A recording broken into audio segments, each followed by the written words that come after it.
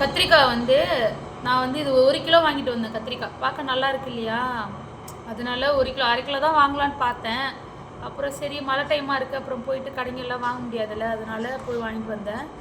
இது வந்து 1 kilo 1/2 kilo வந்து 30 ரூபா இந்த கத்திரிக்காய், 1 கிலோ வாங்கினா 50 ரூபா அப்படின்னாங்க.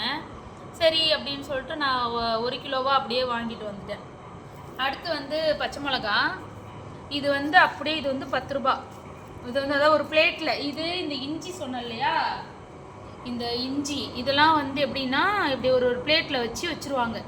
சந்தைங்களுக்கு நீங்கள் போனீங்கன்னா உங்களுக்கு தெரியும், இந்த மாதிரி ஒரு பிளேட்டில் வச்சுருவாங்க.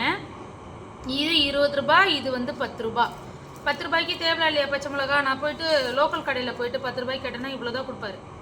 நீங்கள் நம்பினாலும் சரி நம்பாலும் சரி, நீங்கள் வேணால் கேட்டு பாருங்கள், இவ்வளோ தான் கொடுப்பாரு. இதுவே நான் வச்சுருக்கதே அதிகம் தான், இவ்வளோ அப்படியே கம்மியாக கொடுப்பாங்க. 10 ரூபாய்க்கு இஞ்சி இந்த ஒரு பக்கம் தான் கொடுப்பாங்க, இது மட்டும் தான் கொடுப்பாங்க. 10 ரூபாய்க்கு இவ்வளோண்டு தான் கொடுப்பாங்க. அதனால் சந்தையில் போய் வாங்கிட்டு வந்துடுறது. அடுத்து வந்து சமையலினுடைய கிங்கு, இவங்க தான் கிங்கு. இவங்க இல்லைன்னா பெரும்பாலான சமையல் வந்து டேஸ்ட்டே இருக்காது.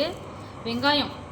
இவர் வந்து பார்த்திங்கன்னா இங்கெல்லாம் வந்து 100 ரூபா விற்கிது, 60 ரூபா, 70 ரூபா, 80 ரூபா அப்படி விற்கிது. மலைக்கு போகிற டைமு மாலை போட்டிருக்காங்க அப்படின்னு சொல்லிட்டு முன்னாடியே புரட்டாசியில் ஆரம்பிச்சிது, இன்னமும் அது அப்படியே கண்டினியூ ஆகிட்டுருக்கு விலை. இந்த வெங்காயம் இருக்கிறதுலே சந்தையில் இருக்கிறதுலையே கொஞ்சம் பெரிய சைஸு, இருக்கிறதுலே கொஞ்சம் பார்க்க நல்லா இருந்தது. அதனால் நான் இந்த வெங்காயம் வாங்கிட்டு வந்தேன். கிலோ 50, கிலோ வந்து 50, 2 கிலோ வந்து 100. 2.5 கிலோலையும் இருக்குது. 2.5 கிலோவில் உள்ளது ரொம்ப குட்டி குட்டியாக இருந்தது, அதில் வந்து இதை விட இன்னும் குட்டியாக இருந்தது. அதனால அது வேணாம் அப்படின்னு சொல்லிட்டு இதுவே வாங்கிட்டு வந்துட்டேன். மொத்தமாக எனக்கு ரேட் எதுவும் பார்த்திங்கன்னா 500 ரூபா கரெக்டாக வந்தது. இது ஒரு 100 அப்படியே கணக்கு பண்ணிக்கோங்களேன், அப்படியே ஒரு 500 ரூபா வந்தது. மொத்த காய்கறியே வந்து அப்படியே 500 ரூபா வந்தது. ரொம்ப எனக்கு பிடிச்சது இது 2 பேரும் தான், இவங்க 2 பேரும் தான். ஏன்னா இதுவும் கொஞ்சம் கூடுதலாகவே இருந்தது, ஒரு 150 கிராம் கூடுதலாகவே இருந்தது 1/2 கிலோ விட. அதே மாதிரி இதுவும் வந்து வாழைக்காயும் வந்து 20 ரூபாய்க்கு தாராளமாக வாங்கலாம்.